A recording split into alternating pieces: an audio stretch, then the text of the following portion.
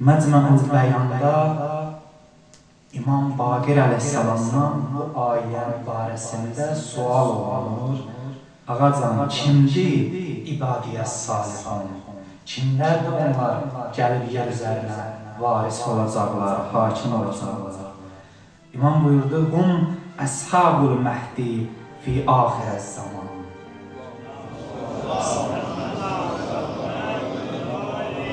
Onlar Həzrəti Bəqiyyətullahın, Həzrəti Mehdi Əccəlallahu Fərəcəhu Şərifin axır zamandakı əshabıdır, fədailəridir. Təfsiri Qummidə də bu ayə ilə bağlı bir rəvayət var. Buyurur, kimlərdir bunlar? Ennel ərdə yərisuha ibadiyyəs salihun. Buyurur, qaləl qaim və əshabu. İmam cavab verdi, o qaimdir, yəni sonuncu, 12-ci imamdır və onun əshabıdır. Yəni Quran bu müjdədən xəbər verir. O da buyurur, İnnə fi həzə ləbəlağən li qavmin abidun. Şübhəsiz bunda bir bildiriş var ibadət edənlər üçün, ibadət əhli üçün. Və o böyük xəbərin, bildirişin sahibi İmam-ı Zaman əleyhissalamın qeyb dövründə yaşayırıq. Biz İmamın zuhurunun intizarındayıq. Zuhur özü amma təkcə İmamın zuhuru ilə məhdudlaşmır. Zuhurun bir neçə növü var. Bizlər gərək bunları bilək ki, İmam-ı Zamanın zuhurunu da anlaya bilək. İmam-ı Zamanın zuhuru nə birincidir, nə də sonuncudur. Zuhur qavrayışında, zuhur anlamında. Birinci zuhur insanın daxili zuhurudur. Bu baş verməlidir. İmam-ı Zamanın zuhurundan öncə daxili zuhur baş verməlidir. İnsan mürəkkəb varlıqdır. Onda müsbət və mənfi qüvvələr var. Nəfs və ağıl qüvvəsi var. Bunlar insan adlı meydanda mübarizə aparırlar. Ta ki insan nə qədər ki bu mübarizədə ali varlığını rəzil varlığından üstün tutmayıb, ali varlığının haqqın nəfs-i əmmarə adlı rəzil varlığından almayıb, bu zuhur gerçəkləşməyəcək. Birinci zuhur insanın daxilində baş verməlidir. Mütləqdir ki, insan ali varlıq olaraq zuhur etməlidir cəmiyyətə, bu aləmə. Amma biz görürük, insan zülmətlər içindədir. İnsanda baxmayaraq bu potensial da var, ali varlıq olmaq bacarığı da var, lakin hələ bu zuhur gerçəkləşmir. Kimlərdə ki, tək-tək gerçəkləşib, biz baxırıq rəvayətlərə, İmam-ı Zaman əleyhissalam onlar üçün zuhur edib. Tarixdə qeyd olunub, Əli ibn Məhziyar 20 il İmam-ı Zamanı axtardı. Həcc ziyarətinə getdi ki, İmam-ı Zamanla görüşsün. Və nəhayət 20-ci ilin tamamında gecənin bir aləmi bir şəxs yaxınlaşdı. Dedi, ya buna Məhziyar, Məhziyarın oğlu, kimi axtarırsan, kimi istəyirsən? Dedi, uridu İmam əl-Məhcub. Mən gözlərdən pərdələnmiş imamı istəyirəm, onu axtarıram. Gizlin imamı görməyə gəlmişəm. 20 ildir onun əsiriyəm. Dedi, sizin imamınız pərdələnməyib. Həcəbəhu su əmalikum. Onu pərdələyən sizin gözünüzdən, sizin pis əməllərinizdir, çirkin əməllərinizdir, sizin imamınızı sizin gözünüzdən pərdələyib. Nəql edirlər, bu şəxs apardı, o müqəddəs görüş baş tutdu. İmam sual elədi, dedi, nə gec gəldin, ya buna Məhziyar? Dedi, ağa 20 ildir elə səni axtarırdım. Dedi, yox, onu demirəm. Niyə gec özüvə gəldin? Niyə gec daxilində o qeybət pərdələrini yırtmağı gec bacardın? Dedi, bilirsiniz niyə? İmam özü bəyan elədi. Ləqad xəssərtumul ənval və təcəbbərtum alə zuafaikum və qətərtumur rəhim. 3 dənə xüsusiyyət saydı. Dedi, buna görə bu zülmət içində qalmısınız, özünüz qeyb pərdələri içindəsiz, öz daxilinizdə və biz də sizin üçün zuhur etmirik. Buna görə ki, ləqad kəssərtumul ənval. Çünki mal toplamaqla, malınızı artırmaqla məşğulsunuz. Batini nuraniyyətinizin yerinə, imanınızın yerinə sərvət toplamaqla məşğulsunuz. Və təcəbbərtum alə zuafaikum. Zəiflərə də əl tutmursunuz. Zəiflərin əlindən tutmursunuz. Fikriniz qalır özünüzdə. Və qətərtumur rəhim.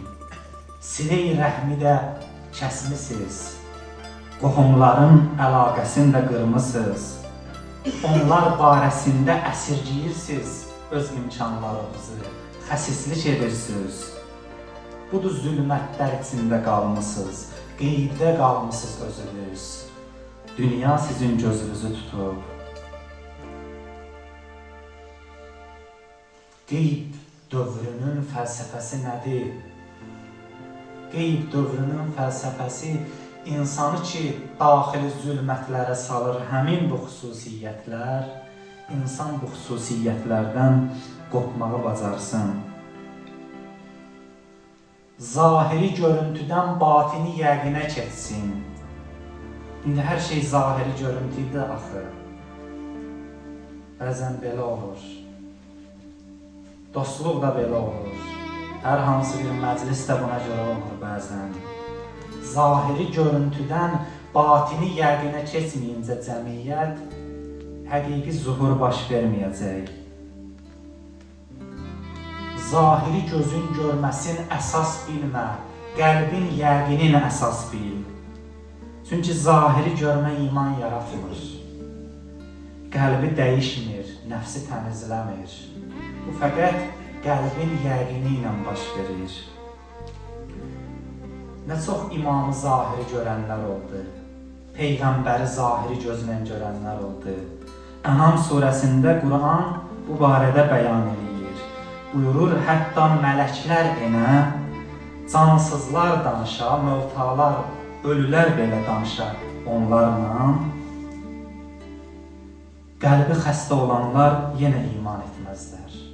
Peyğəmbəri görürdülər, amma küfr edirdilər. Əziyyət verirdilər. İmam Əlini görürdülər zahiri gözünə, amma qətlinə qalxdılar, üzərinə qılınc çəkdilər. İmam Hüseyni, bunlar Allahın nurlarıdır yer üzərində, höccətləridir. Zahiri gözlə onları görənlər həqiqətə çatmadılar. Amma kimlər ki, batini yəqinlə gördülər, qəlbin gözü ilə imamın, peyğəmbərin məqamının həqiqətini gördülər. Onlar imamət yolunda, vilayət yolunda əsl aşiqlik etdilər və fədailərdən oldular. Deməli, problem görməməkdə yox, qəlbin hazır olmamasındadır. İbn Mülcəm də görürdü öz imamın, Şimr də görürdü öz imamın, Əbu Cəhil də görürdü öz rəhbərin, Əbu Ləhəb də görürdü. Amma bu dərdə dəymədi. Zahiri gözlə imam axtarma, qəlbini hazır elə, qəlbini təslim elə imamətə, ilahi vilayətə. Amma bəziləri var idi, Peyğəmbər zamanında yaşamasına baxmayaraq, necə ki biz də İmam-ı Zamanın dövründə yaşayırıq, amma onu görmürük. Peyğəmbər zamanında yaşamasına baxmayaraq, Peyğəmbəri görmədən iman etmişdilər. Üveys Qarani Yəməndəndir. Bəzən olurdu, Peyğəmbər dayanırdı, üzün çevirirdi Yəmən tərəfə, salam verirdi. Salam cavabı alırdı, deyirdi aleykum salam. Deyirdilər, ya Rasulallah, nə baş verdi? Buyururdu, qardaşım Üveys mənə Yəməndən salam göndərdi. Həzrət Haqq onu mənə çatdırdı, mən onun salamının cavabını alırdım. Nə baş vermişdi Üveysdə? Üveys qəlbinin gözünü açmışdı. Peyğəmbəri qəlbinin gözü ilə görmüşdü. Qəlbi hazırlığı var idi. Odur, görməsə belə, görənlərdən, əksəriyyətindən daha çox Peyğəmbəri tanımışdı. Peyğəmbərin məqamın mərifət eləmişdi. Qəlb gözünün qaranlıq olması, insanın öz daxilinin qeybə çəkilməsi, Haqq imamın qeybindən daha pisdir, daha təhlükəlidir. Şabaniyyə münacatında oxuyuruq. İlahi, həbli kəmaləl inqita'i iləyk. İlahi, mənə sənə doğru gəlmək üçün hər şeydən qopmağın, kəmalın nəsib elə. Kəmaləl inqita, tam qopmaq, Allahdan qeyri hər nə var, dünya məhəbbəti kimi vasitələrdən tam qırılmaq deməkdir. Mənə inqitanın, kəmalın nəsib elə. Ta ki, tam qopum, tam qırılım sənə doğru gəlmək üçün. Bu qeybdən çıxmaqdır. İnsanı qeybət pərdələrinə, qeyb zülmətinə salan, həmin qopa bilmədiyi, bağlandığı varlıqlardır.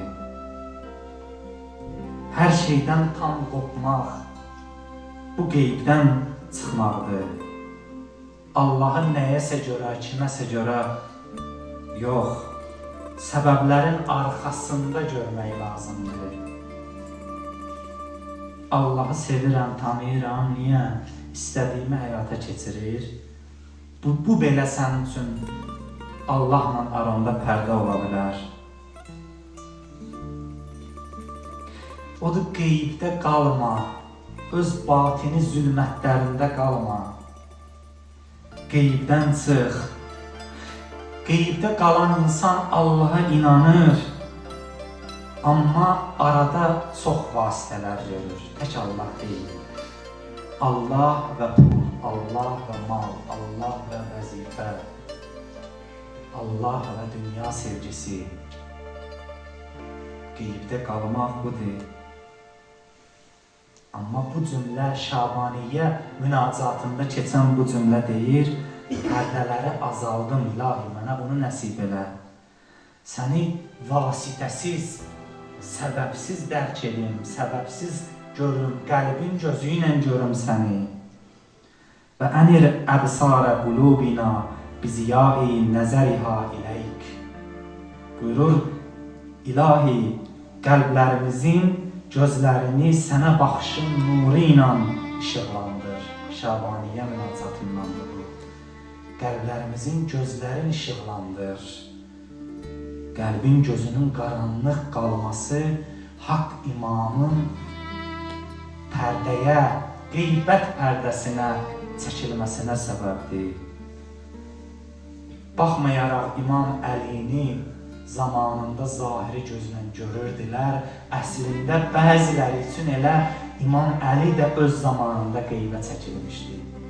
Məqam cəhətindən, imamətinin, vilayətinin həqiqəti cəhətindən, zahirən imamın surətini görsələr də, onun həqiqəti, vilayətinin, imamətinin həqiqəti qeybə çəkilmişdi o kəslər üçün. Qeyb pərdələri arxasındaydı. Niyə? Çünki özləri qeybdən zuhur edə bilməmişdilər. Özlərində, daxillərində bu zuhur baş verməmişdi.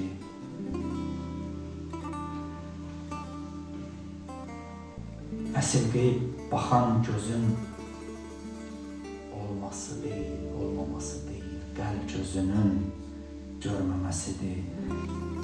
Hətta təhriqəl əbsarul qulubi huvən nur. İlahi, qəlblərimizi nurlandır, qəlb gözlərimizi, ta ki qəlb gözləri nur pərdələrini yarıb keçsin. Nur pərdələrini yarıb keçsin. Hububən nur. Çox maraqlı, incə bir məqamdır bu münacatda. Demir zülmət pərdələrini qəlb gözümüz öz nuru ilə yarıb keçsin, sənin nurundan. Deyir, nur pərdələrini yarıb keçsin. Nur pərdəsi nədir? İnsan bəzən zülmət pərdəsinin arxasında qaldığı kimi nur pərdəsinin də arxasında qala bilir. Bu da mənfidir insan üçün. Nur pərdəsi bəzən ibadətdir, bəzən elm olur, bəzən mən bilirəm hissi. Müsbət hallar insana pərdə olur. Baxmayaraq bunlar nurdur, amma nurdan pərdə olur. Nur pərdəsi olar. Yəni insan dindardır, amma hələ də qeybdədir. İbadəti onun üçün bir pərdədir. İbadətin həqiqətinə çata bilməyib. Hələ mən zəncirindən qopa bilməyib. Həqiqi abidlərdən ola bilməyib. Bəs qeybdən çıxış hara aparır? İnsan bu qeybdən çıxmalıdır. Öz daxilində zuhur eləməlidir, hara getməlidir? Buyurur, fətəsilə ilə mə'dinil əzəmə. Buyurur, ilahi, ta ki bu yerə çatdır bizi, nur pərdələrini qeyb gözlərimiz, qəlb gözlərimiz yarıb keçsin, beləcə əzəmətin mədəninə çatsın.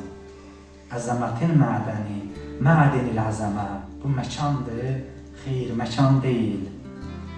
Bu vilayətin mərkəzidir. Yəni Allahın yer üzərindəki höccətinə bağlanaq, yəni İmam-ı zamanımıza bağlanaq, ta ki qəlb gözlərimizi nurlandır, öz vücudumuzu bürüyən nur pərdələrini də açsın keçsin. Dindarlığımız belə bizə mane olmasın bunun yolunda. Elmimiz belə bizə mane olmasın bunun yolunda. Ta ki bizi birləşdirsin, fətəsilə ilə mə'dinil əzəmə. Əzəmət mədəninə çatdırsın. Yəni Allahın yer üzündəki höccətinə, İmam-ı zamanına birləşdirsin. İmamla eyni xətti tutsun, eyni xəttə düşsün. Budur, qeybdən çıxmaq, imamı axtarmaq yox, imamın baxdığı yerdə durmaqdır. İmamın baxdığı yerdə durmaq. Biz imamı axtarırıq, ya imam bizi axtarır. Cavab budur ki, itən bizik. Amma biraz diqqətli olsaq, baxarıq ki, imam bizi tapmaq üçün hara baxar, harda axtarmaq istəyər bizi. Buna bir misal vurun. Məsələn, bir ata öz uşağın, övladını itirsə, harda axtarar? Əgər o övlad ədəbli övladdırsa, itaətkar övladdırsa, onu heç vaxt cahillərin içində axtarmaz. Pis yerlərin, çirkabın içində axtarmaz. Onu təmiz yerlərdə, ali məkanlarda, uca yerlərdə axtarar. Deyər, olsa mənim övladım buralıqda olacaq. O heç vaxt iyrənc yerlərə getməz. O da imamı axtarmaq yox, qeybdən çıxmaq üçün imamın baxdığı yerdə durmaq lazımdır. İmam səni axtarır, amma o yerə baxır ki, sən hələ o yerə gəlməlisən. Orada axtarır amma səni. İmam səni zülmət bataqlığında, çirkab bataqlığında görmək istəmədiyindən ora baxmır heç. Səni paçlıq diyarında axtarır. Səni ali məkanlarda, ali idrakda, ali mərifətdə axtarır. Ta ki sən gələsən, sən yetişəsən, sən çatasan ora, qəlbin sızıldasın, qəlbin darıxsın imam üçün. İnsan gərək bir hərdən bir darıxa, bir intizar çəkər. Bu həqiqi intizardır. Hədislərdə gəlib intizar, zuhurun intizarını çəkmək əməllərin ən fəzilətlisidir. İntizarul fərəc əfsalun min əmal. Əməllərin ən üstünüdür, ən fəzilətlisidir. Zuhurun intizarını çəkmək, fərəcin intizarını çəkmək. İntizar, yəni darıxmaq, yəni özləmək, yəni yolunu gözləmək. İnsan sevdiyi üçün darıxar. Bəzi insanlar var həyatımızda, 10 il görməyə yadımıza düşmür, darıxmırıq. Görsək nə yaxşı, görməsək də heç bir qəlbimizdə yer etməyib, darıxmırıq. Amma bəzi insanlar da var, bir addım aralanan kimi intizarı qəlbimizi bilir. Uzaqlaşan kimi darıxmağa başlayırsan. Növbəti görüşün artıq intizarını çəkirsən, həsrətini çəkirsən. Nə vaxt bir də görəsən? Nə vaxt gələcək görəsən? İman üçün darıxmaq lazımdır. Qəlbin ən azından bu cür darıxsın, bu cür sızlasın. Nüdbə duasında oxuyuruq. İman üçün darıxmaq necə olur? Darıxan qəlbin sızıltısıdır, intizar çəkən qəlbin halıdır. Nüdbə duasında belə oxunur. Eynəl Həsən, Eynəl Hüseyn, Eynəl Əbnaul Hüseyn. Hardadır Həsən? Bu darıxan qəlbin istəyidir, intizarıdır. İmam Həsən axtarır, İmam Hüseyn axtarır. Eynəl Əbnaul Hüseyn. Hardadır Hüseynin o pak, məsum övladları? Salihun bə'də salih, sadiqun bə'də sadiq. Hardadır onlar? Bir-birlərinin ardıca gəlirdi axı. Birincidən sonra ikinci, ikincidən sonra üçüncü. Salihdən sonra salih, sadiqdən sonra sadiq. Bir-birinin ardınca gəlirdi o imamlar. Hardadır onlar? Eynəs səbilu bə'dəs səbil. Hardadır yol ardınca gələn yollar, hidayət yolları? Eynəş şumusud taliə. Haradadır doğan günəşlər? Eynə əlamuddin. Hardadır din bayraqları? Qəvaidul elm qaydaları. Və buyurur, Eynə bəqiyyətullah. Hardadır bəqiyyətullah? Hardadır Allahın son hüccəti, son imamı? Quranda buna işarə var, buyurur, Bəqiyyətullah xeyrun ləkum in kuntum mu'minin. Allahın son hüccəti, son xeyri sizin üçün daha xeyirlidir, əgər imanınız varsa. Hədislərdə gəlib, İmam Zaman əleyhissalam zuhur eləyəndə hər kəs ona bu cür salam verəcək. Deyəcək, Əssəlamu aleykə ya bəqiyyətəllahi fi ərzi. Salam olsun sənə, ey Allahın yer üzərindəki son xeyri, son hüccəti, son imamı. Eynə bəqiyyətullah. Hardadır bəqiyyətullah? Hardadır Allahın son rəhməti, son xeyri? O kəs ki, əlləti la təxlu minəl itrətil hadiyə. O kəs ki, heç vaxt ayrılmayıb hidayət itrətindən, hidayət imamlarından ayrılmayıb heç vaxt.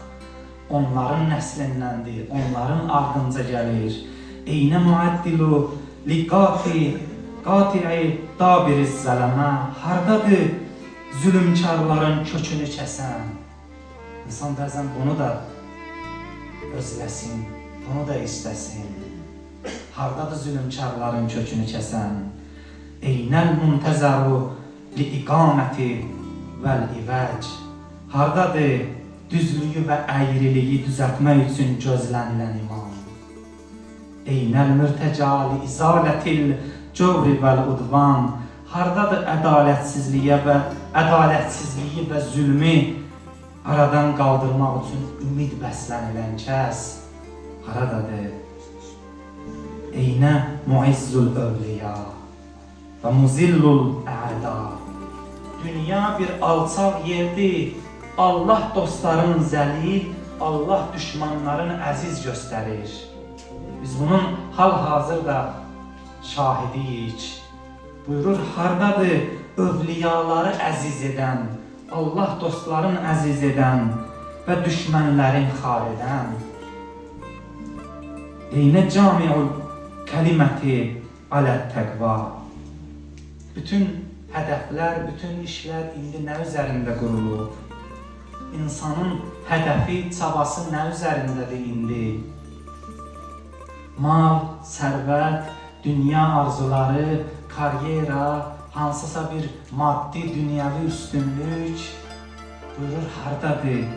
Camiul kəliməti alət təqva. Kəlmələri təqva üzərində birləşdirən hardadır? İşləri təqva üzərində birləşdirən. Bəzən insan birinə qiymət verir, o yaxşı insandır. Niyə? Mənə çox yaxşılıq eləyib, mənə xeyri keçir. Amma hardadır təqvaya görə insanlara qiymət verən? Təqvasına görə insanlara dəyər verən hardadır? Eynə bağullah, rütbə duasındandır. Hardadır Allahın qapısı? Əlləzi minhu yu'ta. O qapı ki, oradan keçirsən, oradan gedirsən Allaha tərəf. Hardadır Allaha tərəf açılan qapı? Eynə səbəbəl muttəsilu beynəl ərdi və səma.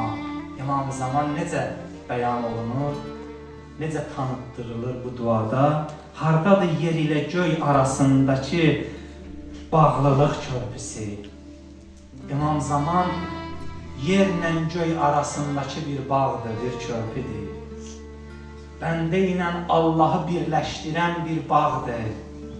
O da buyurur, Eynə səbəbu muttəsilu beynəl ərdi və səma. Hardadır yer ilə göy arasındakı bağlılıq körpüsü? Və sonlarda da buyurur, Eynət talibu bidəmil məqtuli bi Kərbəla. Hardadır? Hardadır Kərbəlada qətlə yetirilənin qanını tələb edən? İmam-ı Zaman əleyhissalam İmam Hüseynin həm də qisasçısıdır. Biz Aşura və Zuhur zamanında yaşayırıq. Aşuradan Zuhura gedən karvandayıq biz və Zuhurun ayaq səsləri eşidilməkdədir. Budur, gərək birinci daxili zuhur baş verər.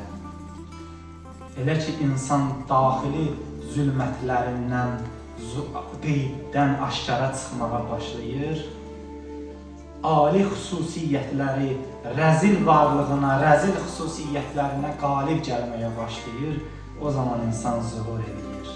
O zaman insanda haqqın zuhuru baş verir. Və bundan sonra İmam-ı Zamanın zuhuru gerçəkləşir. İkinci zuhur zamanı imamının zuhurudur ki, hədislərdə buyurur, yer üzərini ədalətlə dolduracaq. Hər kəs öz haqqına çatacaq. Qiyamətdə necə olacaq? Qiyamətdə kimsənin haqqı kimsənin boynunda qalmaz. İmam-ı Zaman əleyhissalamın zuhuru zamanı qiyamətdəki kimi olacaq. Bütün haqq sahibləri haqqına çatacaq. Məzlum zalimdən haqqını alacaq, tələb edəcək. Bu ikinci zuhurdur və üçüncü zuhurda o böyük zuhur ki, böyük xəbər ki, Quran açıqlayır, qiyamətin özüdür. Qiyamət həm də zuhurdur, haqqın zuhur yeridir, ədalətin zuhur yeridir.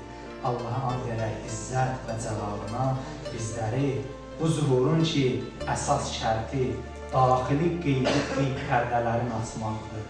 Daxili zuhura çatmaqdır. Allah daxili paşlığa çatmağı, qəlb gözün açmağı bizlərə nəsib eləsin inşallah. Ta ki İmam-ı Zamanın zuhuruna bizlərə çatdırsın.